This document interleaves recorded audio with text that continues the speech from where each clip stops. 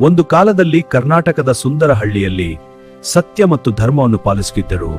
ಅವರ ಜನರು ಬದುಕುತ್ತಿದ್ದರು.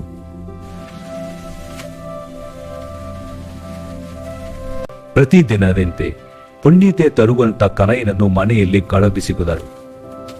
ಆ ಕಾಡು ಬಹಳ ಸುಂದರ, ಹಸಿರು ಹುಲ್ಲು ತುಂಬಿತ್ತು. ಆ ಕಾಡಿನ ರಾಜನಾಗಿದ್ದ ಒಂದು ಭಯಾನಕ ಹುಲಿ. ಹಲವು ದಿನಗಳಿಂದ ಅದಕ್ಕೆ ಆಹಾರ ಸಿಕ್ಕಿರಲಿಲ್ಲ. ಹುಲಿ ಹಸುಗಳತ್ತ ಧಾವಿಸಿತು. ಎಲ್ಲ ಹಸುಗಳು ಓಡಿ ತಪ್ಪಿಸಿಕೊಂಡವು. ಆದರೆ ಪುಣ್ಯಕೋಟೆ ಮಾತ್ರ ಹುಲಿಯ ಮುಂದೆ ನಿಂತಳು. ನಾನು ಹೇಗೆ ನಂಬಬೇಕು? ನೀನು ಹೋಗಿ ಮರಳಿ ಬರದಿದ್ದರೆ? ನಾನು ಸತ್ಯವಂತಿ. ನಾನು ಮಾತು ತಪ್ಪುವುದಿಲ್ಲ. ನಾನು ಖಂಡಿತವಾಗಿ ಮರಳಿ ಬರುತ್ತೇನೆ. ಹುಲಿ ಆಶ್ಚರ್ಯಗೊಂಡಿತು. ಆದರೆ ಅವಳ ಸತ್ಯದ ಮೇಲಂಬಿಟ್ಟು ಅವಳನ್ನು ಬಿಡಿತು. ಪುಣ್ಯಕೋಟೆ ತನ್ನ ಮನೆಗೆ ಮರಳಿದಳು. ಅವಳ ಕರು ಸಂತೋಷದಿಂದ ಓಡಿ ಬಂತು. ಪುಣ್ಯಕೋಟೆ ತನ್ನ ಕರುವನ್ನು ಪ್ರೀತಿಯಿಂದ ನೋಡುತ್ತಾ ಮನಸ್ಸಿನಲ್ಲಿ ದುಃಖವನ್ನು ಮರೆಮಾಚುತ್ತಿದ್ದಳು. ನನ್ನ ಮಗನೇ, ನಾನು ಈಗ ಹೋಗಬೇಕು. ನೀನು ಧೈರ್ಯವಾಗಿರು.